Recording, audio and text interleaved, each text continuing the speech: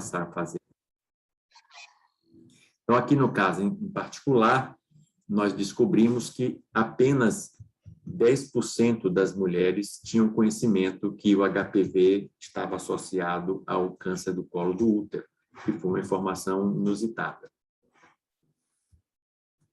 Aqui um outro estudo de corte transversal, onde simplesmente nós fomos averiguar qual era a prevalência de resistência a antimicrobianos em cepas de Escherichia coli isoladas do trato urinário de pessoas que estavam na comunidade.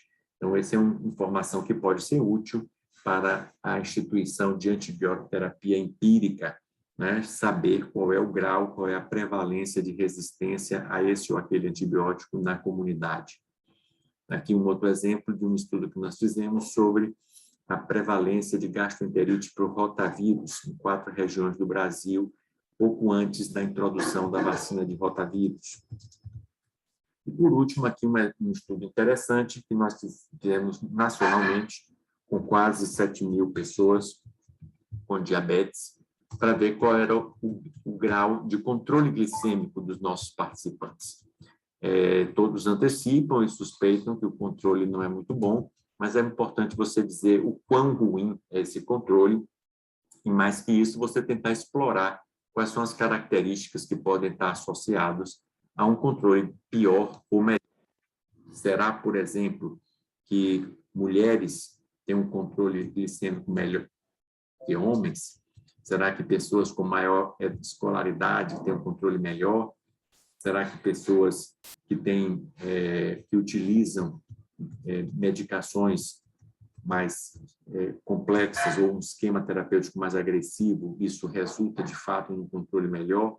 Então, tudo isso pode ser explorado num estudo como esse. Quais seriam as vantagens de estudo de corte transversal? Primeiro, ele é muito rápido e fácil de executar. A coleta de dados é feita geralmente num período limitado de tempo, não existe segmento dos participantes, então tudo isso torna o estudo mais rápido, né? Além disso, ele propicia estimativas da prevalência de doenças ou de determinadas condições. Como nós vimos aqui, nós vimos a prevalência de gastroenterite por rotavírus, nós vimos também a prevalência de resistência bacteriana, nós vimos também a prevalência não de doença, mas de diabetes mal controlada na população. Então, isso tudo é muito informativo. E a gente pode estabelecer qual é o conhecimento atual, ou atitude da população em relação a uma doença ou a prevenção de uma doença. Isso é mais útil do que a gente ficar tentando ajudar. Por exemplo, a cobertura vacinal em alguns países é muito baixa e os motivos podem ser diversos. Então, em vez de tentar adivinhar ou fazer suposições sobre o que é que leva as pessoas a não estar se vacinando, é melhor que a gente pergunte o que é que está acontecendo. Então, no Brasil, por exemplo, no Brasil nós temos uma taxa de cobertura para HPV baixa, que chega a 50%. E muita gente suspeitava e até dizia abertamente que isso era por conta do progresso dos movimentos anti-vacina. A gente fez um levantamento em 8 capitais, esse estudo foi objeto de uma tese de doutorado há 2 ou 3 anos, onde nós vimos que, na verdade, os pais têm muita aceitabilidade pela vacina. E a baixa cobertura devia ser o fato das dificuldades em vacinar adolescentes. Então, o programa nosso, que começou muito bem, com mais de 90% de cobertura, vacinando nas escolas, passou a ser feito nos postos de saúde. E, como você deve imaginar, levar uma criança pequena para vacinar é uma coisa, levar um adolescente para vacinar é outra. Então, isso fez com que as taxas caíssem bastante. E países, por exemplo, como a Austrália, que não tem uma tradição de taxas elevadas, mas que vacinam nas escolas, tem uma taxa muito boa de cobertura.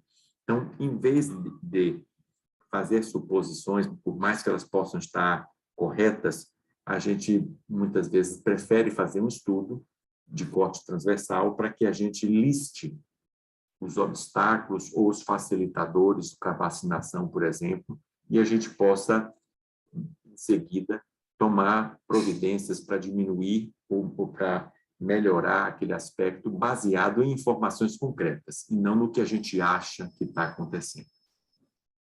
E, por fim, nós já conversamos no nosso primeiro encontro que um estudo de corte transversal pode ser útil para gerar novas hipóteses. À medida que a gente descreve quem adoece, aonde adoece e quando adoece, isso pode facilitar ou gerar hipóteses sobre o que é que está causando essas doenças. E nós temos exemplos das doenças que foram compreendidas nos aspectos de transmissão e até de seu controle, mesmo antes de saber exatamente o que é que estava as causando.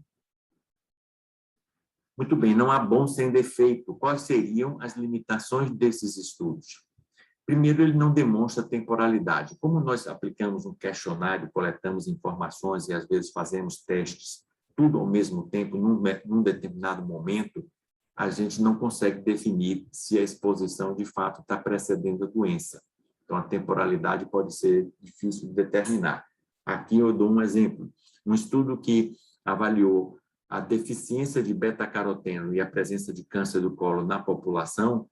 Se nesse estudo você encontrar que as pessoas que têm câncer de colo, do intestino grosso, têm deficiência de beta-caroteno, como nós estamos fazendo essa apreciação no mesmo ponto no tempo, não dá para dizer que foi a deficiência de beta-caroteno que levou ao câncer de colo.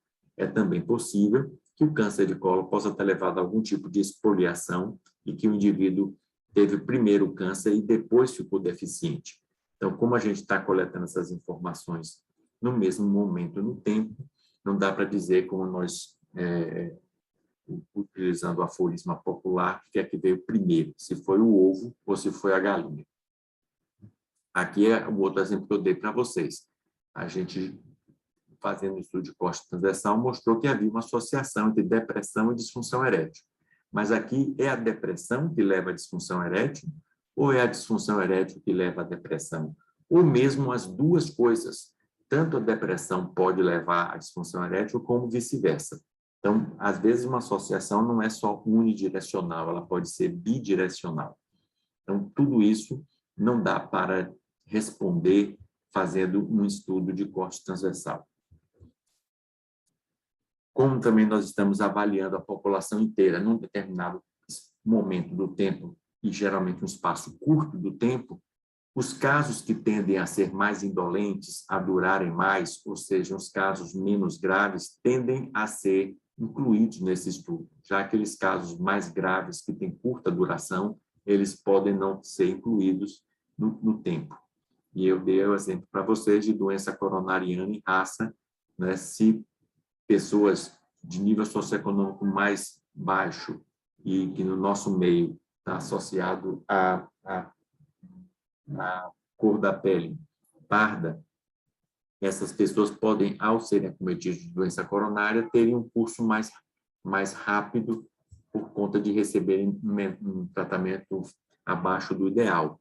Então, eles muitas vezes não são incluídos nesses estudos. Já as pessoas que têm nível socioeconômico mais alto, se elas são melhor atendidas, melhor tratadas, a doença dura mais tempo e, com isso, a gente tem mais chance que eles entrem no estudo que a gente faz num corte, no momento do tempo. Então, por essas limitações, um estudo de corte transversal, usualmente, de um modo geral, não é adequado para testar hipóteses. É adequado, como nós vimos, para gerar hipóteses. Eles podem ser extremamente úteis para gerar ideias ou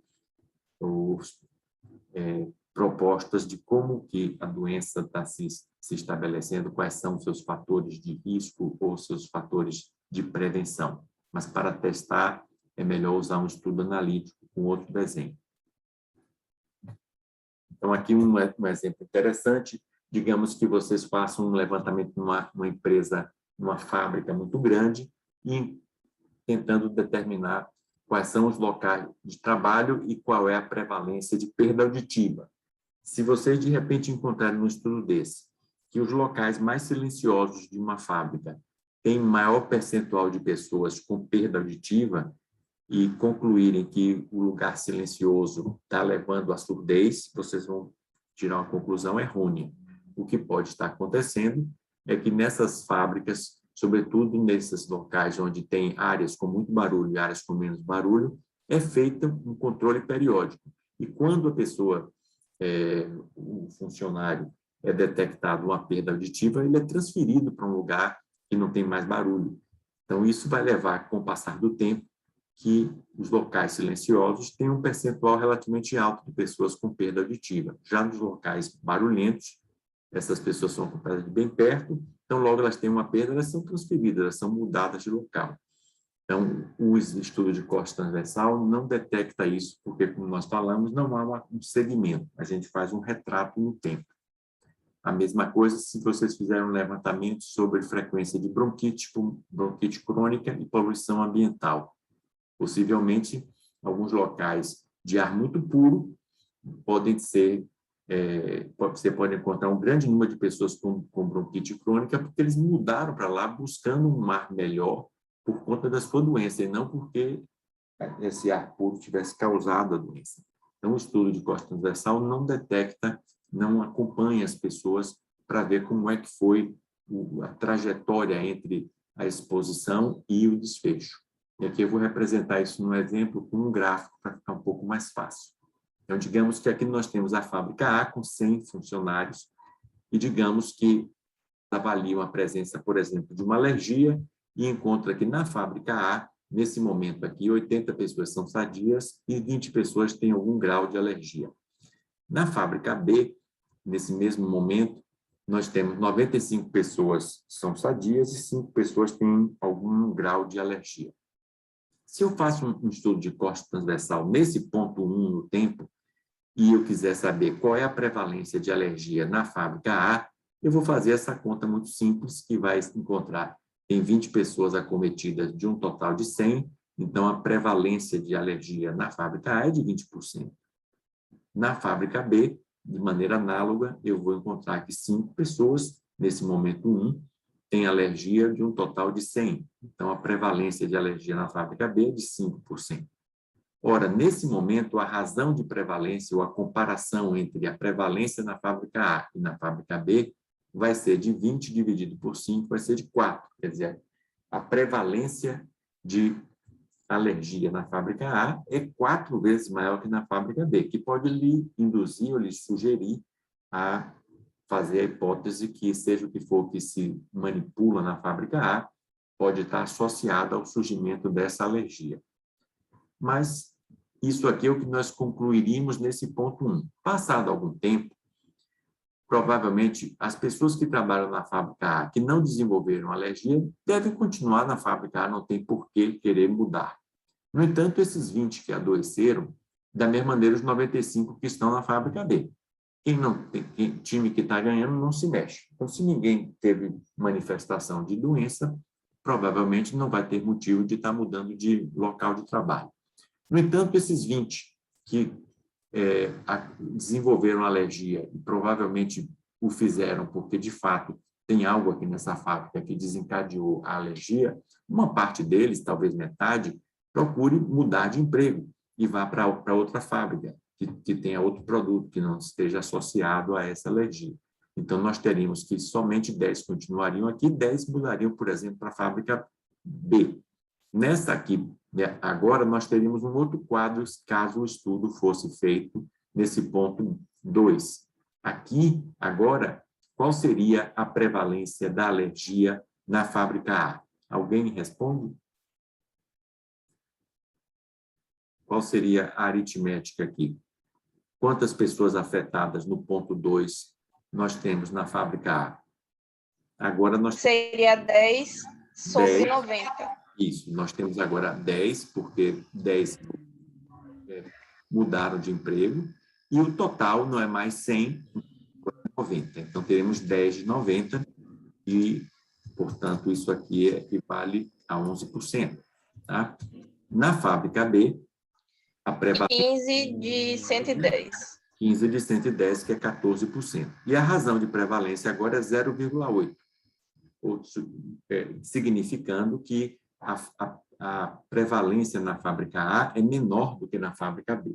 Então, notem que o mesmo investigador, às vezes usando as mesmas ferramentas, o mesmo questionário, Se fizesse o estudo no ponto 1, tiraria uma conclusão de que a fábrica A possivelmente quadruplica o risco de alergia. Mas se ele fizer no ponto 2, ele vai tirar uma conclusão oposta, vai achar que trabalhar na fábrica A está associado a um menor risco, protege. E isso não dá para saber se você está no momento mais precoce aqui, nesse ponto 1 ou no outro. Por isso que é arriscado e que a gente diz que é uma limitação do estudo de corte transversal tirar conclusões sobre causa de doença, porque a gente está usando casos novos e casos prevalentes.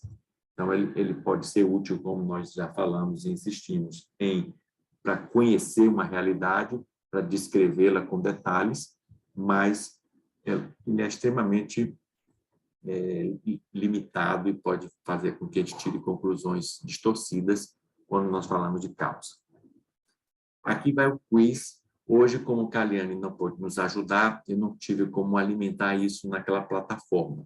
Então, eu vou apresentar a questão aqui e eu pediria que vocês respondessem pelo chat, dizendo qual é a letra, tá? Então, vamos ler aqui o enunciado da questão.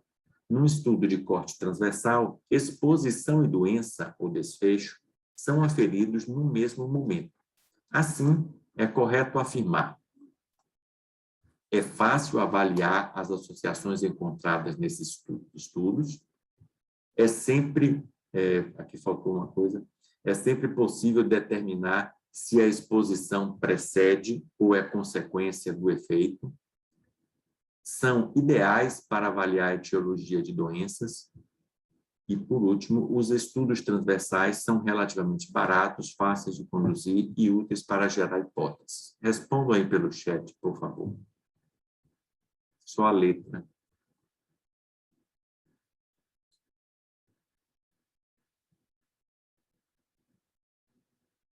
Muito bem. Todos responderam. Correto, não é? Não é fácil avaliar associações encontradas nesse tipo de estudo. Como eu mostrei para vocês, uma deficiência de beta-caroteno e câncer do colo, não sei o que é que veio primeiro, justamente por conta do que está dito aqui na letra B. Não dá para saber se a exposição precedeu ou é consequência do efeito. Eles não são ideais para avaliar a etiologia, porque, como nós vimos, os casos são novos ou prevalentes.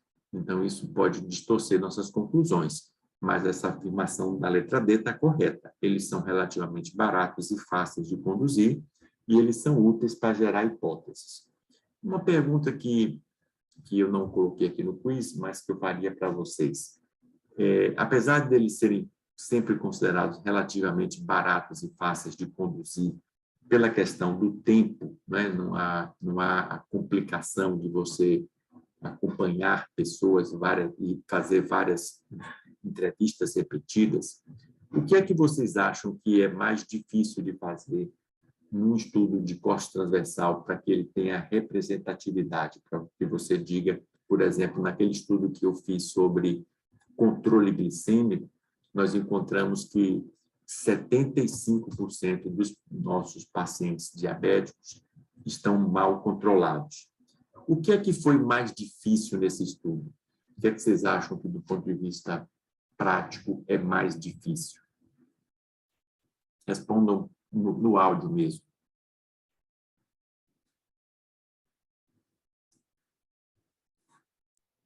Talvez que eles estivessem sobre a mesma condição, não sei, professor, porque às vezes um paciente que tem diabetes, tem diabetes, aí não tem o mesmo perfil que todos os outros, não sei. Deixa eu perguntar de uma maneira melhor para você. Alguém botou aqui, garantir que o N amostral seja representativo. É exatamente isso. No nosso estudo de diabetes, ele foi um estudo caro, porque ele tinha uma amostra muito grande, eram quase 7.000 pacientes diabéticos. Ele também era caro, porque nós fizemos esse estudo em 10 capitais brasileiras, então a gente tinha que ter uma equipe em cada uma dessas cidades. E era caro, sobretudo, porque nós fizemos o controle glicêmico. Qual é a melhor maneira da gente aferir se um paciente diabético está bem controlado? Alguém sabe? Hemoglobina glicada? Hemoglobina glicada. Qual é a diferença de hemoglobina glicada para uma glicemia de jejum? A glicemia de jejum vai mostrar só o que acontece, como está o açúcar dele hoje, e a glicada vai mostrar nos últimos 3 meses, que é pela vida da hemácia. Exato. Então, nós fizemos a hemoglobina glicada, porque a glicemia de jejum, os pacientes não são bobos, né? Se ele vai fazer um exame amanhã, hoje ele faz a dieta, fica todo bonitinho, então amanhã de manhã ele está com a glicemia de jejum às vezes controlada, mas isso não quer dizer que estava assim nas últimas semanas. A hemoglobina glicada é uma média da glicemia daquele paciente nos últimos 3 meses, sendo que ela representa melhor o último mês. Então, mesmo que ele faça uma dieta no fim de semana para colher o exame na segunda, essa hemoglobina glicada dele vai estar alterada. Então, por esses motivos todos, esse estudo foi muito caro. Mas não era esse o maior desafio do estudo. O maior desafio era que esses 7.000 participantes fossem representativos dos pacientes diabéticos no Brasil. Eu posso ter até um número maior buscando serviços de referência. Mas o que é que vai acontecer? Se eu vou para um serviço de referência, os pacientes que precisam ir para um serviço de referência são aqueles que estão piores. Então, vai parecer que os pacientes estão pior controlados do que eles estão na realidade. Então, o maior desafio, gente, ou a maior dificuldade, não se enganem. O estudo corte-transversal, ele pode ser barato, ele pode ser rápido, ele pode ser fácil nesse sentido, mas ele é sempre difícil em relação à representatividade. A gente, para fazer uma amostragem de fato aleatória e poder tirar conclusões do nosso estudo para a população, é sempre algo mais desafiador, tá bem? Vamos lá. Vamos passar agora para o estudo de caso-controle. Tá? O estudo de caso-controle, a gente vai, ao longo da descrição, fazer sempre um contraponto com o estudo de coorte, porque isso facilita o entendimento. Então, qual é o tipo de estudo? Esse é um estudo de intervenção ou um estudo de observacional? O que é que vocês diriam? Pode responder. Caso-controle? Sim. Observacional, eu acho. Observacional, né? O investigador não vai determinar quem tem a exposição ou não. Isso não é um experimento, nem é um ensaio clínico. Esse é um estudo onde o investigador ele observa. Então, ele é observacional. E ele é predominantemente descritivo ou analítico? Analítico. Analítico. Ele se presta para testar hipóteses, né? Então, diferente do estudo de corte transversal, que era um estudo observacional predominantemente descritivo, esse estudo é um estudo observacional predominantemente analítico. Tá? Ele se presta, portanto, para testar hipóteses. O primeiro passo no estudo caso-controle é a seleção dos grupos. Aqui, os casos e os controles. Casos são aqueles indivíduos acometidos pela doença ou desfecho de interesse, e controles são as pessoas que não têm essa doença. A escolha dos casos e dos controles deve ser feita sempre independente da exposição. O que é que eu quero dizer? Para entrar no meu estudo, o caso não precisa ser bom nem ruim. Né? Então, se eu estou imaginando que, por exemplo, doença cardiovascular em mulheres tem a ver com o uso de reposição hormonal, aí quem seriam os casos para fazer um estudo de caso-controle dessa possível associação?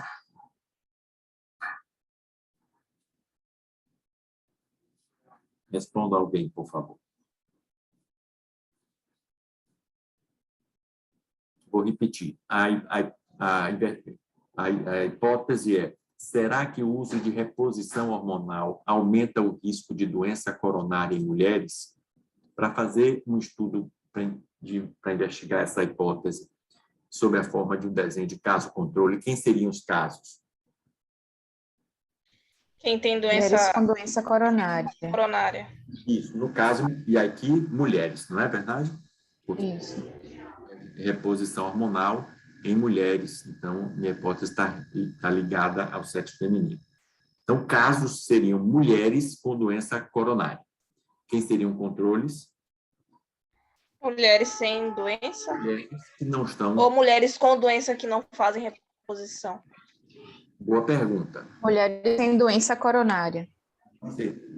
Controles teriam que ser mulheres que não foram acometidas pela doença de interesse, tá certo?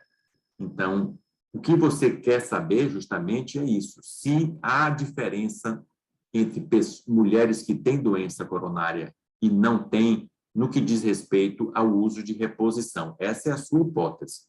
E, se houver, a sua hipótese seria que, no grupo de mulheres que têm doença coronária, o percentual de usuárias de contraceptivo é maior, de reposição é maior do que no grupo que não tem doença.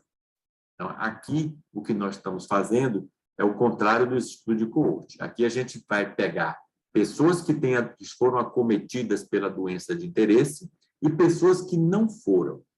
E você vai compará-los quanto à exposição que você acha que é responsável por essa doença. Então, no caso aqui, os casos seriam mulheres que têm doença coronária e controles seriam mulheres sem doença coronária. E, em seguida, aqui está dito, você escolhe esses grupos independentemente da exposição. Você não quer saber se elas usam reposição ou não. Depois que elas entram para o seu estudo, você, então, vai fazer um levantamento minucioso sobre o uso de reposição hormonal, se elas usaram, desde quando usaram, quanto tempo usaram, qual era a dose que usaram e assim por diante. Se você encontrar que no grupo de mulheres que desenvolveram doença coronária, um percentual maior usava reposição comparado às mulheres que não tiveram doença, você vai concluir que existe uma associação entre reposição e doença coronária. Se, por outro lado, o percentual for parecido, você vai concluir que não tem nada a ver. Ou pode acontecer até o contrário. Você pode encontrar que mulheres que não têm doença coronária estão usando mais reposição e dizer que a reposição hormonal, em vez de aumentar o risco, pelo contrário, diminuiu. Entenderam? Então, o principal ponto aqui é que, na hora que você vai escolher pessoas com ou sem a doença de interesse, nesse momento, você não quer saber sobre a exposição. Então, se você estiver recrutando mulheres para esse estudo, você não pode dizer, olha, encontrei um caso aqui de mulher com doença coronária e ela faz uso de reposição hormonal. Então, esse é um caso bom, entenderam? A gente ouve muito falar assim, caso bom e esse caso não é tão bom. O caso bom, entre aspas, é aquele caso que está reforçando a sua hipótese. E o caso ruim, ou o caso que não é tão interessante, é aquele caso que refuta a sua hipótese. Isso não é legítimo, tá certo, pessoal? Você não pode fazer isso. Você tem que escolher os casos às cegas, sem estar olhando para o fato de eles estarem usando reposição ou não. Compreende? No contrário, você vai distorcer os resultados e vai encontrar uma associação, mesmo quando ela não seja verdadeira. Nós vamos voltar a alguns exemplos quanto a isso que nós chamamos de caso bom ou não. Depois, a gente compara a frequência da exposição nos grupos. Então, aqui o que nós tínhamos para vocês, e eu vou repetir aqui para relembrar quais são as etapas que acontecem no estudo de caso-controle. Então, a gente começa de casos e controles, ou seja, começa de pacientes com a doença e pacientes ou pessoas sadias sem a doença de interesse, e pergunta no passado sobre a frequência que elas tiveram a exposição. Então, o investigador está aqui no presente reconstruindo a história, reconstruindo o que aconteceu no passado. Isto é muito importante que vocês guardem em mente, porque, por conta das coisas já terem acontecido, é possível que tanto os pacientes como o próprio investigador distorçam a realidade, porque tudo já aconteceu, não é? Então, tanto casos podem lembrar-se mais ou exagerar sobre a exposição, quanto o próprio investigador pode insistir mais. Isso é o que nós chamamos de viés. Aqui vem um exemplo do mundo real de um estudo que foi feito sobre a forma de desenho de caso controle. Aqui está se investigando se câncer do endométrio tem a ver com o uso de cobertores elétricos. Tá? O cobertor elétrico, como qualquer utensílio elétrico, gera um campo magnético. Então, a hipótese aqui é, será que mulheres que utilizam esses cobertores elétricos, né, cobrindo, né, o seu abdômen, passando a noite, portanto, algumas horas com isso aí, ao longo do tempo, poderia aumentar o risco de desenvolver câncer do endométrio? Está clara a hipótese? Então, vamos exercitar aqui rapidamente como é que seria realizado esse estudo. Quem são casos, quem são controles?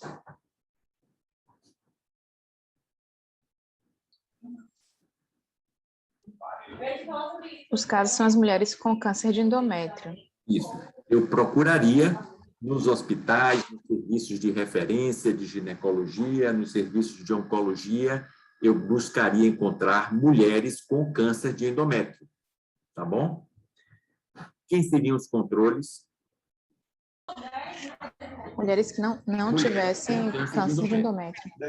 Na hora que eu estiver recrutando, na hora que eu estiver selecionando, convidando para os meus estudos essas mulheres que tiveram diagnóstico de câncer do endométrio, eu preciso levar em consideração se elas usam cobertor elétrico ou qualquer coisa nesse momento de incluí-las? Não. Não. Eu vou incluí-las independente disso. Depois eu vou perguntar a elas se elas usavam cobertor elétrico, se usavam, desde quando usavam, e por quanto tempo usaram, e assim por diante. Tá bem? Então, essa é a sequência. A gente começa da doença e volta no passado para procurar saber da exposição. Naturalmente, que se tem a ver o percentual de mulheres... Professor, eu tenho uma dúvida. Professor, Pois não, pego. Não, Fica um pouco... Eu tenho dificuldade de conseguir distinguir bem o estudo do caso controle com a coorte retrospectiva. Isso aí, na verdade, será objeto da última pergunta dessa aula. Você está se antecipando. Tá certo. Mas, de fato, eles se parecem, porque as coisas estão sendo... Os eventos estão sendo reconstruídos no tempo, né? Tudo já aconteceu.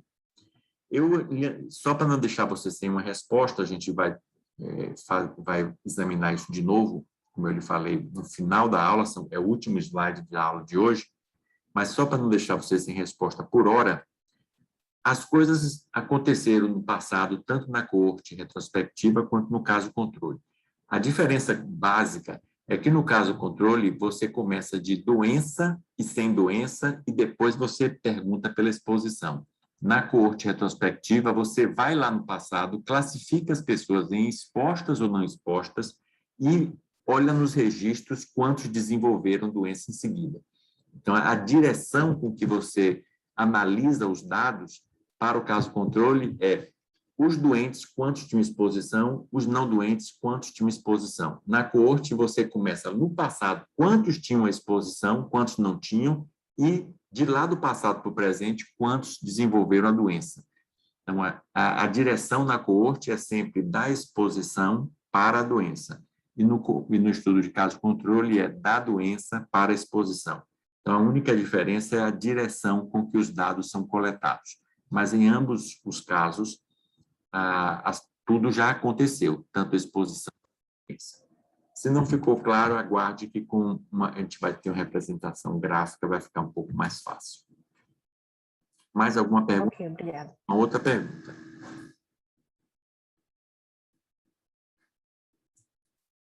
Bom, só para não deixar vocês preocupadas, não tem nenhuma relação o uso de cobertor elétrico com câncer de endométrio, embora em Salvador ninguém está preocupado em usar cobertor elétrico, né? Vamos ver aqui um outro exemplo. Aqui é um outro estudo sobre o consumo de vitamina a ingesta de vitamina A e carotenoides e o risco de câncer de ovário. Então, mais uma vez, para fazer um estudo de caso controle, quem seriam os casos?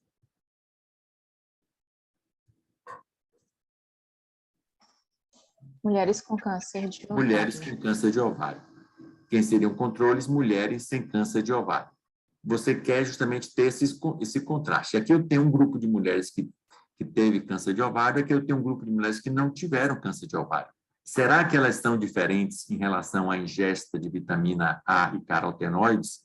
Então, recrutado esse grupo de pessoas, eu vou perguntar a elas qual era o histórico de consumo de vitamina A e carotenoides ao longo da vida. Se não tem nada a ver, o consumo de vitamina A nos dois grupos é muito parecido. Se a deficiência de vitamina A aumenta o risco de câncer de ovário, o grupo que tem câncer de ovário vai ter uma história, em média, de consumo menor. Está claro? Só para a gente testar o quanto que vocês estão conectando esse conhecimento com o que nós falamos no passado, se nós fôssemos fazer um estudo de coorte, como é que seria, né, para investigar essa hipótese que eu acabei de falar? A gente começaria do quê? De mulheres... Da exposição. Sem? Consomem a vitamina A. A gente começaria de mulheres sem câncer de ovário e classificaria essas mulheres em pessoas com deficiência de ingesta de vitamina A e carotenoide e pessoas com ingesta normal, ok? Seria a coorte exposta e a coorte não exposta. E aí faria o quê agora?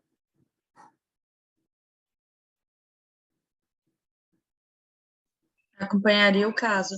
Acompanharia, aí vamos usar até para essas participantes, né, porque não são casos ainda, acompanharia esse número de mulheres, essas duas coortes, uma coorte de mulheres com nível normal de vitamina A e uma coorte de mulheres com hipovitaminose A, acompanharia elas. Por quanto tempo?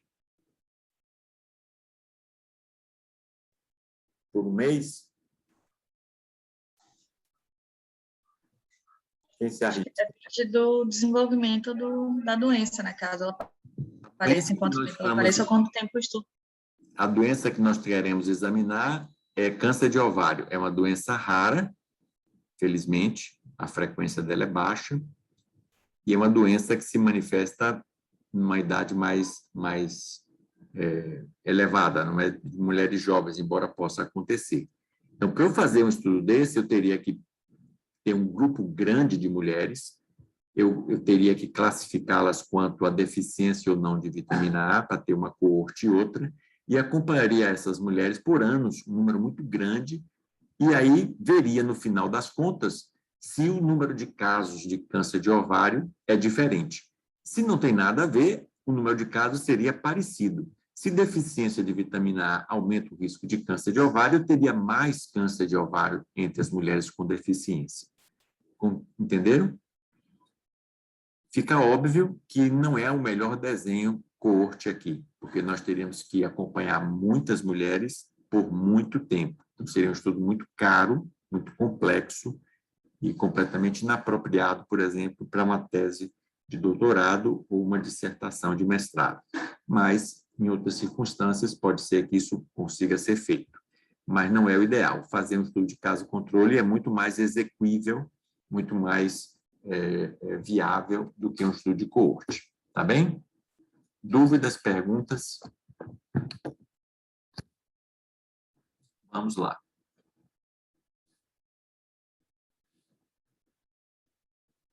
Uma perguntinha aqui. Comparando-se o estudo de caso-controle ao de coorte, pode-se afirmar, exceto, eu quero, aqui são quais são as verdadeiras, mas uma é falsa. Então, vamos lá. Então, o estudo de caso-controle em relação ao de coorte, ele é mais barato e pode ser completado mais rapidamente. O estudo de caso-controle é mais eficiente para o estudo de doenças que se desenvolvem lentamente. O estudo de caso-controle é mais eficiente para o estudo de doenças raras. A relação temporal entre exposição e doença é mais bem estabelecida no estudo de caso-controle. No estudo de caso-controle é mais sujeito a bias ou viés de seleção. Respondam, por favor, no chat.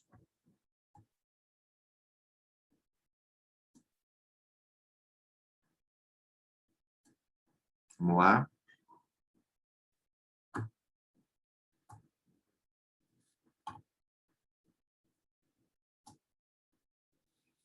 Vários aqui. D, C. Mais alguém? Tem faltando gente aqui. Vamos lá.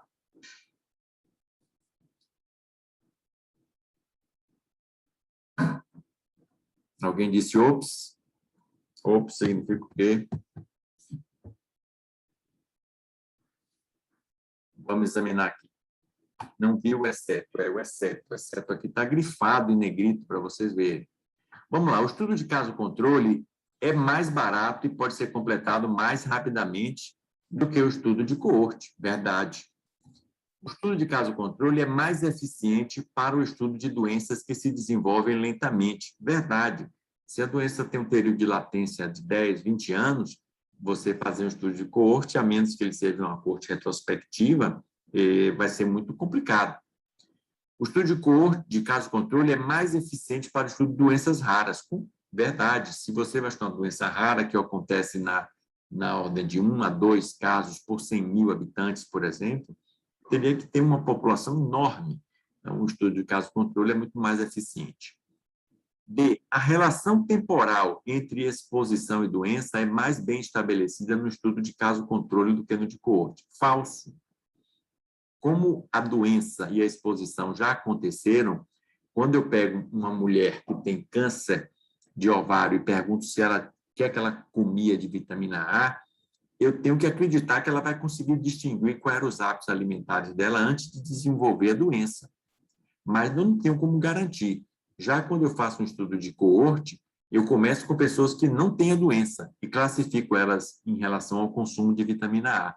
Então, o estudo de coorte, como começa com todo mundo sem doença, a gente sabe que a exposição precedeu a doença. No estudo de caso-controle, a exposição e a doença já aconteceram. Eu especifico, falo, olha, você está doente agora, eu quero saber no passado, lá atrás, há 1 ano, há 2, há 3, ou o que quer que seja, qual era a sua exposição a isso ou aquilo. A gente tenta estabelecer isso, mas não é garantido. No estudo de coorte, isso é mais garantido.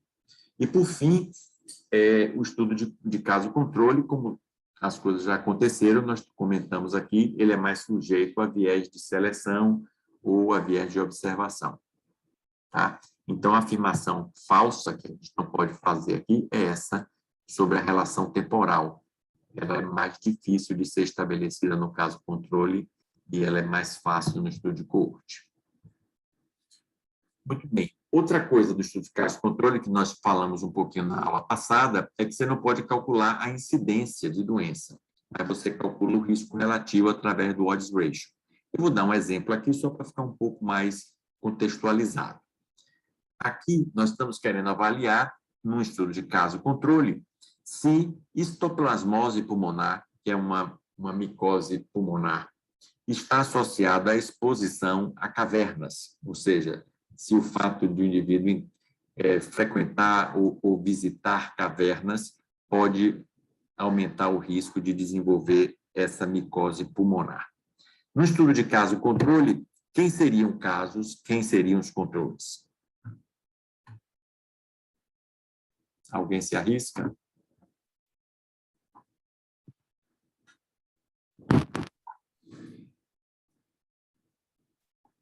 Hã? Caso quem tem histoplasmose pulmonar. Isso, casos seriam pacientes, pessoas com histoplasmose pulmonar. Quem seriam controles? Os que não têm histoplasmose pulmonar. Histoplasmose pulmonar. E aí, formado esses grupos, você vai compará-los com relação a quê? Qual é a exposição? E na caverna. Se visita ou se entra em cavernas de alguma maneira. Tá?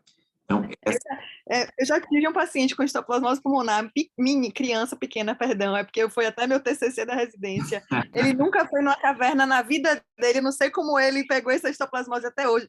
E ele já está há anos em acompanhamento e não identificou nenhuma imunodeficiência, o que é uma coisa rara, né? Caso muito peculiar mesmo. E só pega se for, é comum pegar se você for em caverna? Aumenta a chance, né? É estranho pegar, porque é fungo, tem que ter umidade, uma certa concentração, não é uma doença comum, né? Esse Misericórdia. Agora eu vou ficar com medo de visitar essas coisas assim. Então, cavernas têm o guano, né? O guano são as fezes do morcego. E esse material, ele prolifera o histoplasma. Então, isso pode aumentar o seu risco de inalar o histoplasma. Mas, na maioria de nós, como sua colega falou, tem imunidade suficiente para inalar. Uma vez que você inale o histoplasma, você não adoeça. Não basta isso, tem um conjunto de coisas, tá bom? Mas vamos lá. Aqui, digamos que vocês tivessem feito o estudo e vocês reuniram aqui 40 casos de histoplasmose pulmonar e escolheram 40 controles. Esse é o primeiro passo no estudo de caso-controle. O segundo passo é perguntar e entrevistá-los quanto aos seus hábitos e saber se eles frequentaram cavernas, né? Com esse dado aqui de 40, se eu tendo reunido 40 casos e 40 controles, eu posso dizer qual é a incidência de histoplasmose em Salvador ou no meu estudo? Não, porque eu não tenho os elementos para calcular a incidência, né? Incidência eu precisaria do número de casos dividido pela população sob risco. Ao encontrar 40 casos em Salvador, eu só poderia calcular a incidência se eu dissesse que esses 40 casos foram todos os casos diagnosticados em Salvador ao longo, digamos, de um ano. Aí eu colocaria esses 40 e no denominador colocaria o quê? A população de Salvador. Aí eu teria a incidência, seria 40 por 3 milhões de habitantes por ano. Mas não é o caso. 40 pacientes, 40 casos aqui, é o que eu reuni para o meu estudo, mas eu não sei se foram todos os casos que ocorreram em Salvador. Bom, se eu não posso calcular a incidência de histoplasmose pulmonar em Salvador, por que eu fiz esse estudo? O que é que ele vai me responder? Porque ele vai me responder não qual é o risco de histoplasmose pulmonar em Salvador, mas ele vai me dar o risco relativo de ter histoplasmose se você tem história de frequentar a caverna. E no caso aqui, nesse estudo caso-controle, digamos que o odds ratio foi 5,9. O que é que significa isso? Significa que quem tem história de exposição à caverna tem um risco cerca de 6 vezes maior do que quem não tem. Então, essa informação é útil, mas eu não tenho um dado de incidência.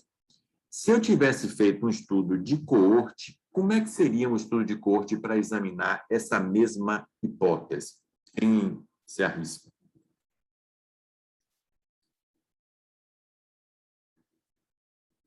Você ia ter que pegar pessoas saudáveis e aí acompanhar elas durante um tempo e ver quem visitou caverna e quem não visitou e quem desenvolveu a doença? A exposição é caverna, então eu tenho que ter uma coorte de pessoas que frequentam cavernas e uma coorte de pessoas que não têm essa exposição. Ora, uma maneira talvez prática de reunir um número grande de pessoas que frequentam cavernas é, sei lá, fazer uma colaboração com os clubes de espeleologia, que são as pessoas que... Pode ser também com biólogo, tem uma galera que trabalha com morcego e aí visita muito caverna. Isso, então você... Esqueci agora o nome que dá. Você pode fazer isso, você faria contato com clubes de espeleologia, com pessoas que, por conta da sua profissão, frequentam cavernas por outros motivos, e você teria, então, essa corte de indivíduos chamados expostos. Por quê? Porque eles frequentemente entram em cavernas, tá bom? E controles seriam pessoas, um vizinho dele ou uma outra pessoa que não vai à caverna. E aí você teria duas coortes, uma coorte de expostos e uma coorte de não expostos. Digamos que eu fiz isso. Então, eu consegui reunir 10 mil pessoas que frequentam cavernas e, ao longo de um ano, eu acompanhei essas pessoas. Cada mês eu mandava um e-mail e perguntava se estava tudo bem e descobri que, ao longo de um ano, ocorreram 12 casos. Dá para eu calcular qual é a incidência de histoplasmose? Agora dá, que você tem um número, né? Então, quanto tem um tempo. Incidência é o número de casos, quantos foram? 12. Você tem 10 mil pessoas expostas, dá para calcular isso. 10 mil. Está faltando alguma coisa? Ou isso já é uma incidência 12 por 10 mil? Não sei, os que não desenvolveram, talvez. Não. Quando eu lhe digo a incidência é 12 por 10 mil. Ah, os não expostos também pode... Não, aí é o risco, aí é a comparação. Incidência é a velocidade com que a doença surge. Quando eu lhe digo 12 por 10 mil, eu estou lhe dando a velocidade, 12... Não, muito tempo à disposição. Falta o tempo. Em quanto tempo? Mas não foi um ano? Foi, mas eu não disse, eu falei 12 por 10 mil. Então, isso sozinho não é incidência. Incidência é 12 por 10 mil por ano. Então, se eu acompanhar, se eu tiver 10 mil pessoas frequentando caverna, eu espero, eu antecipo que vão ocorrer 12 casos novos a cada ano. Se eu estiver falando em 5 anos, ou se eu estiver falando em um mês, talvez aconteça um só, né? Se fosse por mês, seria um caso por 10 mil por mês. Entendeu? Então, incidência, você sempre tem que dizer o tempo. Se você disser só 12 por 10 mil, é o percentual. É a prevalência. No caso da coorte de não expostos, ocorreram 2 casos. Note que 12 casos por 10 mil não quer dizer que em caverna aumenta o risco. Agora, eu tenho um comparador. Em quem não vai em caverna, eu tenho uma coorte aqui de 10 mil não expostos, ocorreram 2 casos. Qual seria a incidência de histoplasmose em quem não vai em caverna? 2 por 10 mil por ano. Qual é o risco relativo? Eu vou dividir o risco em expostos pelo risco em não expostos. 12 por 10 mil por ano, dividido por 2 por 10 mil por ano. 10 mil por ano, eu corto aqui com 10 mil por ano. 12 dividido por 2 fica 6. Notaram que o resultado que eu encontrei no estudo de coorte é muito parecido com o resultado do estudo caso-controle? Sim. O relativo aqui foi 6 e no caso-controle foi 5,9. Só que no estudo de caso-controle, quantos participantes eu tive que incluir no meu estudo? 80. 80, né? 40 casos. No total, né? 80. E no estudo de coorte? 20 mil. 20 mil. No estudo de caso-controle, eu tive que acompanhar os participantes perguntando se eles tinham a doença por algum tempo, por um mês, um ano, que fosse? Não. O tempo que eu levei foi o tempo de encontrar, de achar os 40 casos. Já no estudo de coorte, eu tive que reunir a coorte e, uma vez que o indivíduo entrava no meu estudo, eu seguia, eu tomava informações dele ao longo de um ano para saber se ele tinha ou não tinha desenvolvido a doença. Então, note que o estudo de caso-controle é muito mais eficiente, você gasta muito menos recurso e tempo. Mesmo que você não possa calcular a incidência, mas você pode calcular o risco relativo e responder se aquela exposição, se a suspeita que você tem que essa exposição aumenta o risco é verdadeira ou não. Então, o odds ratio, que é calculado no estudo de caso-controle, ele é uma boa aproximação do risco relativo. Então, é válido e é muito interessante que, sobretudo quando nós temos uma hipótese nova, que a gente comece fazendo um estudo caso-controle, que é mais rápido e barato. Eventualmente, se isso aponta para uma associação, a gente pode se dispor a fazer um investimento maior. Ok? Dúvidas, perguntas? Vamos lá. Como é que eu calculei o odds ratio? A interpretação aqui, vocês viram, a interpretação do odds ratio é igual à do risco relativo. Se o odds ratio é 1, não existe associação. Se ele é maior do que 1, a associação é danosa. A exposição aumenta o risco da doença. Se o odds ratio é menor do que 1, a associação é protetora. Então, se o odds ratio é 0,5, significa que quem tem a exposição tem metade do risco de quem não tem. Tá? Então, é igualzinho ao risco relativo. E como é que a gente... quais são as considerações que a gente tem em relação ao desenho de caso-controle? a seleção dos casos deve ser estrita. Então, se você fala, por exemplo, de câncer uterino, não é uma boa definição. Por quê? Porque câncer uterino inclui câncer do colo do útero e câncer do endométrio, do corpo do útero, que são doenças completamente diferentes.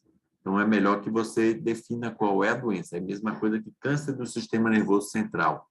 Ora, existem muitos cânceres que se originam em diferentes partes do sistema nervoso central, que podem ter história natural e fatores de risco diferentes. Então, é bom que a gente seja específico. Qual é o melhor lugar de achar casos para fazer um estudo caso-controle? No hospital, né? É onde você encontra os casos de doença. Você fazer um estudo de caso-controle na população geral, na comunidade, é difícil, porque para doenças raras, você gastaria muito tempo. Então, a gente faz uso dos serviços médicos, seja um hospital, seja um ambulatório. Os casos podem ser incidentes, que é caso incidente, nós vimos lá na primeira aula, são os casos novos, assim que eles são diagnosticados. Ou prevalentes, que são aqueles casos que são ou sobreviventes ou indivíduos que têm uma doença mais indolente que se arrasta. É preferível e é indicado que a gente use sempre casos novos, porque os casos que são sobreviventes, eles são diferentes, eles não são representativos do conjunto. Como é que a gente faz a seleção dos controles? De um modo geral, a gente imagina que se eu vou fazer um estudo de câncer de bexiga, lembra que eu falei para vocês que é uma doença rara, que acometia 4 a 5 pessoas a cada 100 mil habitantes por ano? É difícil encontrar muitos casos. Histoplasmose, que nós acabamos de ver, é uma doença incomum. Para você encontrar vários casos, você tem que fazer uma colaboração com vários hospitais. Então, achar casos é difícil, sobretudo se a doença é rara. Mas eu diria para vocês que achar os controles pode ser mais desafiador. E o que é que eu quero dizer com isso? Os controles devem representar o que é que a gente esperava. E por isso é que a gente tem muito cuidado e isso pode distorcer os nossos resultados. Nos casos, a gente vai encontrar o observado, mas isso somente não permite que a gente tire conclusões. Deixe-me dar um exemplo para vocês. Digamos que vocês agora estão interessados em saber se o uso de celular pode aumentar o risco de glioma cerebral, um tumor no cérebro. Está clara a hipótese? Pois bem, se vocês juntarem o número de casos na cidade de Salvador e, ao término, digamos, reunirem 100 casos e descobrirem que 90% dos casos usam celular, vocês ficariam impressionados ou diriam que isso deve significar que o uso de celular está associado a esse tipo de tumor? Não. Você vai perguntar o seguinte: bom, 90% dos casos usa celular, mas o que é que era esperado na comunidade? Nas pessoas que não têm tumor, será que não é isso? Será até que não é mais? Será que não é 100% das pessoas ou 99% das pessoas usam celular? Então, aqui, como os casos têm 90%, na verdade, o uso de celular protege. Então, as pessoas que não usaram, aumentou o risco. Observe como é complicado. Então, o controle é que nos vai dar essa baliza do que é esperado. E eu poderia dar outros exemplos. Digamos que se vocês encontrarem que pessoas com Alzheimer, 30% delas usavam pasta de dente com branqueador. Será que isso prova que o uso de pasta de dente com branqueador dos dentes aumenta o risco de Alzheimer?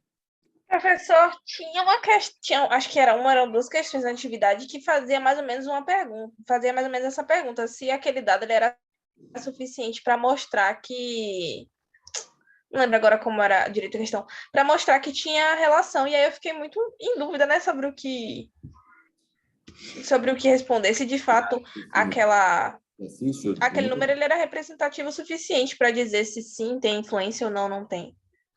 Aqui a questão é mais sobre o quanto que isso era acima do esperado, ou igual ao esperado, ou mesmo abaixo do esperado. Então, quando eu relato para vocês que 30% dos pacientes com Alzheimer usavam pasta de dente com branqueador, isso pode ser impressionante, pode ser, mas eu só vou saber se isso tem algum impacto quando eu souber qual era o esperado. Será que as pessoas na cidade, será que não é isso que 30% da população usam pasta de dente com branqueador? Eu só vou incriminar ou suspeitar que a pasta com branqueador pode ter alguma responsabilidade se eu descobrir, por exemplo, que 10% ou 20% ou 5% da população usa essa pasta, e aí eu estaria encontrando que o que eu observei nos casos é maior do que eu esperado. Então, o controle é importante, gente, porque é deles que nós vamos tirar a referência para analisar o que nós estamos encontrando nos casos. Então, a dificuldade é justamente, voltando ao exemplo de celular. Se eu pegar 100 casos de celular, de pessoas com tumor com glioma do sistema nervoso central, e 90% usarem celular, quem é que eu vou ter como controle? Eu posso pegar um paciente do mesmo hospital que tenha outro problema. Tá? Eu posso pegar como controle o médico desse paciente, mas talvez não seja o melhor, porque possivelmente um percentual maior dos médicos pode usar. Eu posso pegar uma pessoa que mora na vizinhança do hospital, mas se eu estiver pegando esses casos no Hospital Aliança e pegar a vizinhança ali na comunidade ali do Nordeste de Amaralina, pode ser que não seja isso. Então, é muito difícil, às vezes, a gente estabelecer se o controle, de fato, vai nos trazer essa informação sobre o esperado. Então, eu vou mostrar aqui graficamente para vocês. Se a gente estivesse trabalhando numa caixa, num retângulo fechado aqui, ó, como se fosse uma ilha, e aqui tem só essa coisa aqui, que fosse um hospital só, ficava fácil, gente. Porque nesse hospital aqui, se 30% dos pacientes que vêm para cá usam essa pasta de dente, é só eu fazer uma amostragem na população e eu vou saber qual é o esperado, né, no meu controle. Mas na vida prática não é isso que acontece. Na vida a gente tem essa representação aqui que eu fiz ao lado, onde a linha pontilhada significa que eu não sei bem qual é o limite. Aqui também esse hospital pode não ser o único. Então, eu não sei se as pessoas que estão vindo para cá, se elas são representativas dessa comunidade. Aqui mesmo nós tínhamos o Hospital Espanhol. No Hospital Espanhol tinha muitos pacientes da comunidade espanhola. Então, quem é que seria o melhor controle? Eu tenho que analisar se, por exemplo, funcionários do hospital ou moradores dos bairros do hospital seriam os melhores controles para eles. Então, na prática, nós não temos tanta visibilidade do que é que está ocorrendo. Hospitais de referência aqui em Salvador podem estar recebendo pacientes do interior, de outros estados do Nordeste, e fica, às vezes, extremamente desafiador saber o que é que está acontecendo, não é? Então, deixe-me dar para vocês algumas opções do que é que a gente poderia fazer. A primeira ideia, que é bastante intuitiva, é para cada caso que nós identificamos num hospital, a gente pega um controle do mesmo hospital. Então, se for um hospital espanhol, provavelmente o controle também vai ter a mesma chance de ser um participante com ascendência espanhola, tá certo? Se for um hospital israelita, a mesma coisa. Se for um hospital privado ou do SUS, as pessoas vão ser parecidas. Então, a ideia é muito boa, tá? Além disso, um controle no mesmo hospital é mais fácil e barato. Você já está ali naquele hospital pegando os casos, né? A outra vantagem de ter um controle com outra doença no mesmo hospital é que eles também são pacientes. Então, eles vão estar mais interessados e com mais tempo de responder às suas questões. E, supostamente, eles vêm da mesma população que gerou os casos. Então, eles devem ser representativos dos casos que você está pegando nesse hospital.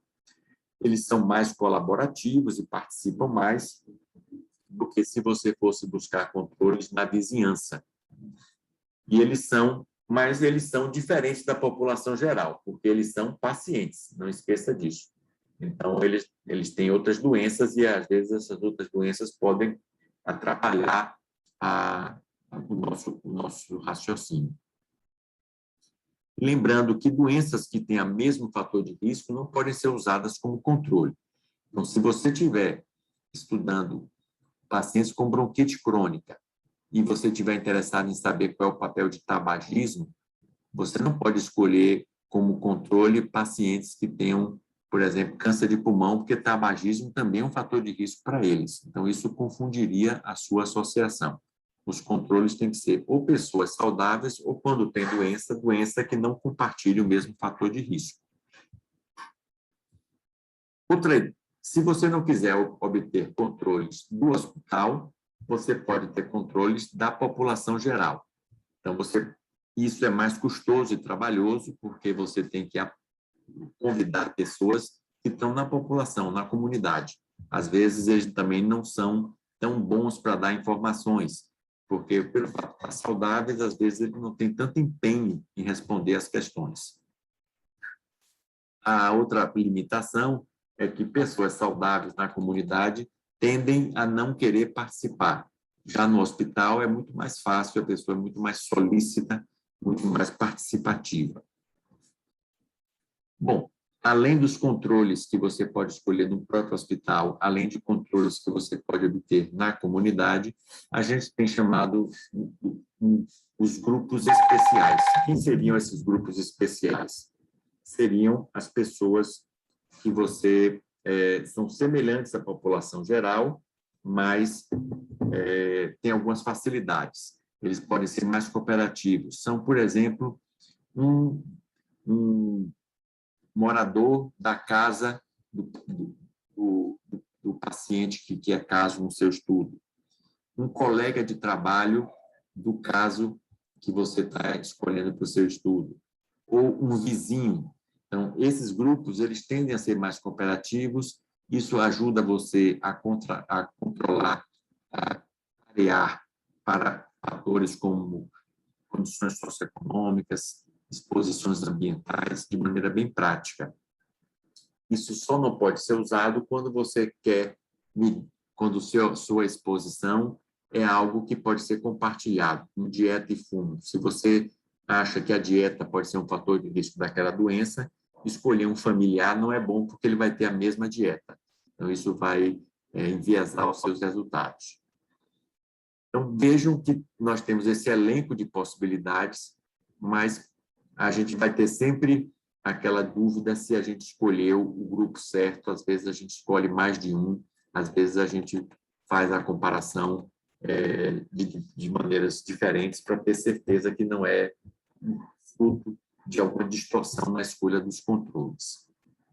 Na avaliação da exposição, nós falamos muito que o primeiro passo é selecionar os casos e seus controles.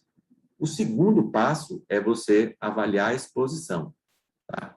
Isso você vai fazer entrevistando os participantes. É muito importante que você pergunte do mesmo jeito, com a mesma ênfase, e, idealmente, que você mascare o entrevistador. Então, digamos que você quer estudar se dieta tem a ver com risco de câncer de mama. Existem inúmeros estudos mostrando, investigando se a dieta rica em gordura, sobretudo na adolescência, se isso tem algum impacto no risco de câncer de mama no futuro. Ora, no estudo caso-controle, quando você pega lá mulheres adultas com câncer de mama e controles, mulheres adultas sem câncer de mama, e você vai investigar, entrevistá-los para avaliar a exposição, é importante que seu entrevistador não saiba disso. É importante que ele pergunte com a mesma ênfase e você, por exemplo, diga a ele que você está interessado em saber dieta, mas você não fale que é gordura, porque isso vai permitir que ele pergunte de maneira totalmente imparcial. É importante também que a exposição seja bem definida.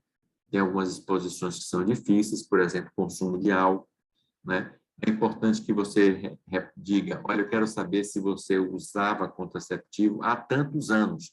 Eu quero saber se você tinha essa ou aquela dieta em relação a tantos anos atrás. Não é que o caso tem que lhe dizer se usou contraceptivo na véspera de adoecer, nem tampouco na semana anterior.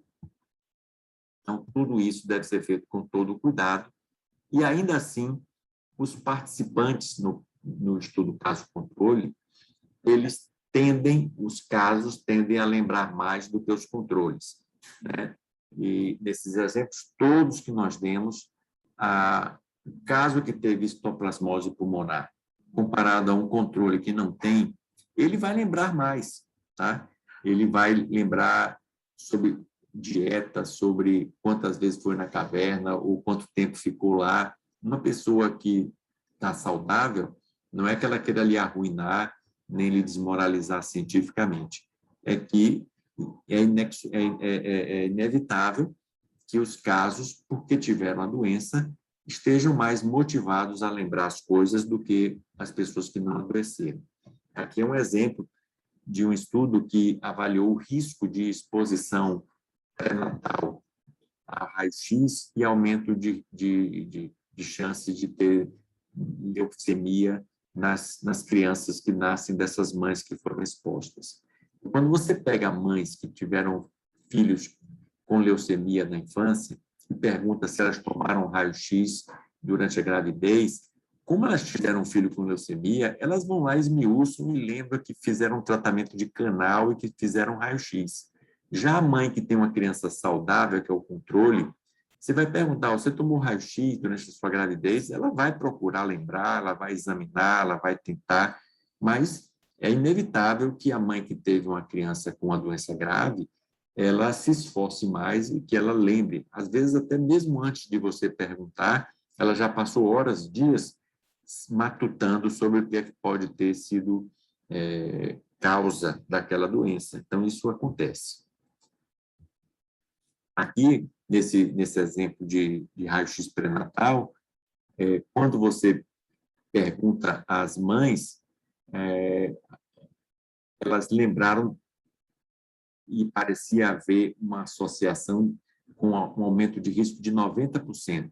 Mas, quando você vai olhar nos registros de pré-natal, a gente descobre que muitos dos controles também tinham feito raio-x e não lembraram.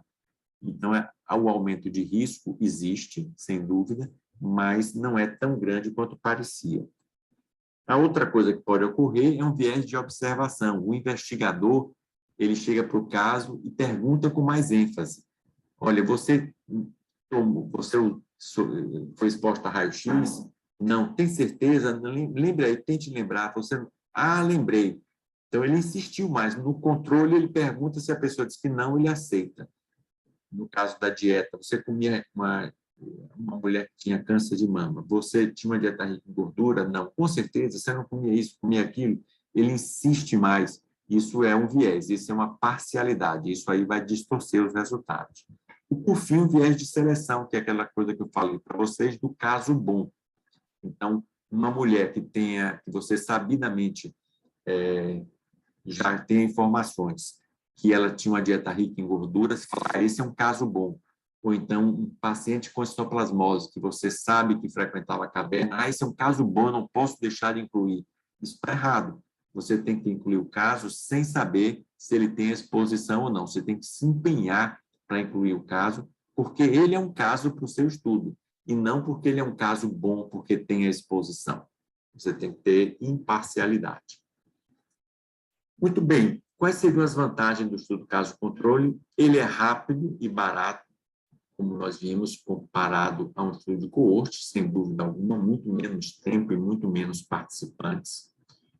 Por isso mesmo, ele é mais adequado para doenças raras e ele pode estudar múltiplas exposições, múltiplos fatores de risco de uma doença. Então, se nós temos, por exemplo, câncer de pâncreas, a gente conhece pouco, ou então histoplasmose, que nós acabamos de ver. Ora, não é só exposição à caverna, podem ter outros fatores. Então, você pode investigar várias exposições. Se você tem outras hábitos ou exposição a animais ou a esse fungo de outra maneira. Então, você pode esmiuçar aquela doença perguntando várias coisas. É o contrário do estilo de coorte. No coorte, você tem uma exposição como tabagismo, você tem a coorte de tabagista e não tabagista. Você pode estudar várias doenças que você suspeite estejam associadas a tabagismo. Aqui é o contrário. Você tem uma doença, você pode estudar várias possíveis causas.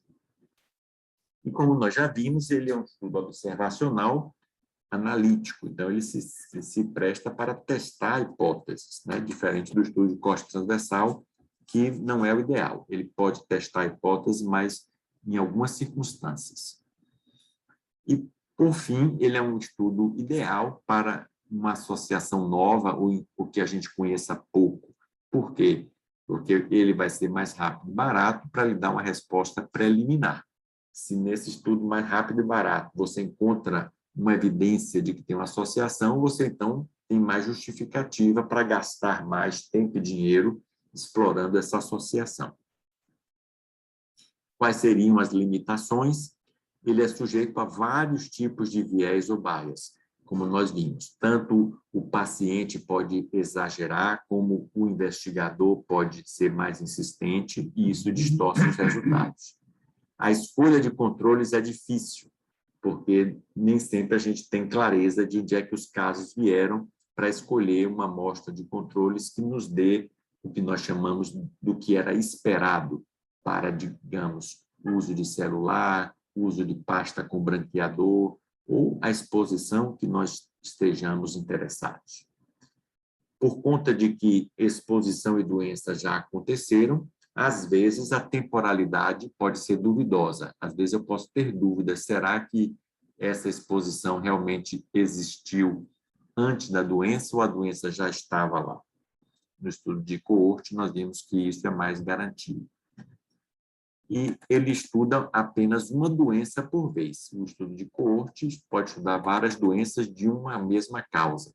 Aqui é o contrário, você estuda uma doença só, mas em compensação você pode estudar várias causas para essa doença. E ele estima o estudo de caso-controle, o risco relativo, através do odds ratio, mas ele não mede a incidência no grupo exposto e não exposto. Isso até pode acontecer em alguns casos especiais, mas, de um modo geral, isso não pode ser feito no estudo de caso-controle. Chegamos ao final, como eu prometi, a última parte iria fazer essa pergunta que me foi, ia revisitar a pergunta que me foi feita mais cedo, sobre qual é a diferença entre um estudo de caso-controle e um estudo de coorte retrospectiva. No estudo de caso-controle, qual seria a diferença? Em ambos, tudo já aconteceu, tanto a doença quanto a exposição. Então, num caso como no outro, o investigador está aqui do lado direito, no presente, e a doença e a exposição estão à esquerda, já aconteceram. Tá? Mas no estudo de coorte retrospectiva, como nós vamos ver aqui está a pergunta, qual a diferença deles dois? Vamos ver aqui graficamente. Em ambos, o investigador está no presente. No estudo de coorte retrospectiva, ele olha para o passado e classifica a população em expostos ou não expostos e olha de lá do passado até o presente quantos casos de doença surgiram. Então, aquele exemplo que nós demos na Fiocruz, eu vou lá atrás, olho todos os funcionários que foram admitidos na Fiocruz nos últimos 20 anos e classifico eles com colesterol alto ou sem, ou com colesterol normal. Uma vez classificado assim na admissão na Fiocruz, eu vejo de lá até o presente quantos tiveram detecção de doença coronária nos seus exames anuais. Então, a direção é da exposição, eu começo da exposição para a doença. No estudo de caso-controle, eu estou aqui no presente, eu chego na Fiocruz e olho lá quantas pessoas têm doença coronariana diagnosticada e pego um grupo de controle 100. Feito isso, eu olho para trás e vejo quantos tinham, no passado, alteração de colesterol ou não. Se não tem nada a ver, a percentual vai ser parecido. Se esse é um fator de risco, vai ser mais frequente em quem tem a doença do que em quem não tem. Então, a direção que nós coletamos as informações é da doença para a exposição. Nós fazemos uma reconstrução nessa direção. Enquanto que na coorte retrospectiva, nós fazemos igualzinho a coorte. Começa da exposição e vai para a doença. E eu posso fazer isso porque isso está anotado em algum lugar. No estudo caso-controle, não precisa estar anotado em lugar nenhum. Eu simplesmente vejo aqui no presente e pergunto à pessoa. Eu não preciso fazer isso na Fiocruz. Eu posso pegar pacientes com infarto e pacientes sem infarto e perguntar, olha, em algum momento da sua vida, lá no passado, você teve uma dosagem, e aí eu vou saber se ele tinha ou não tinha dislipidemia. Mas eu não preciso que isso esteja arrumado num prontuário médico, eu simplesmente pergunto a eles nessa direção. Então, essa é a diferença. São ambos de desenhos, as coisas já aconteceram, mas a direção com que nós coletamos é diferente. Então, era isso que nós íamos contemplar hoje. Na segunda-feira, nós teremos a quarta e último encontro sobre o desenho de estudo. Na segunda-feira, nós veremos um ensaio clínico, que é o último desses desenhos que nós vamos ver na primeira metade do curso. Tá bem? Perguntas, dúvidas? Professor, será que em algum momento a gente conseguia, não sei também se foi uma demanda dos colegas, uma hora, assim, 50 minutos, uma hora, para a gente tirar dúvidas ao vivo, assim, dos exercícios, talvez no final de tudo, ou na metade do caminho, depois do quarto exercício? Olha, como eu falei, a folha de respostas que eu vou compartilhar com vocês, ela é bem minuciosa, justamente para poder dirimir a maior parte das dúvidas. Ela é bem explicativa, tá? E por isso mesmo, porque durante o curso fica pouco tempo. Ainda assim, se persistir alguma dúvida e vocês desejarem discutir algum aspecto que não ficou claro, é possível que vocês encaminhem isso por e-mail ou até marquem um contato inicialmente com a Kaliane, e se isso não for suficiente, eu posso ajudar também. Tá? Mas, na nossa experiência, e esse curso, já, como eu falei para vocês, nós já estamos na 24ª edição, após examinar a folha de respostas, geralmente isso é suficiente para dirimir as dúvidas. Mas, vez que outra, você pode ter ainda alguma pergunta pontual. É perfeitamente possível tirar essa dúvida, entendeu? Combinado, obrigada. Tá bem? Mais alguma coisa? Alguém mais quer perguntar? Fazer alguma colocação? Muito bem. Houve esse problema no AVA, muitas pessoas não foram capazes de fazer o upload do resultado. Eu volto a dizer que vocês devem encaminhá-lo por e-mail para a Kaliane. Nós vamos flexibilizar o prazo e ela deverá ter disponibilizado, se não fez ainda, as respostas. E eu sugiro fortemente que vocês olhem as respostas que vocês deram e contrastem com o gabarito que eu apresento. E vocês vão ver que, na maioria das vezes, esclarece e ajuda bastante. Muito bem. Se ninguém mais tem nenhuma questão, eu me despeço. Desejo um bom fim de semana e até segunda. Tchau, professor. Bom final de semana. Bom final de semana também. Tchau, professor. Estou!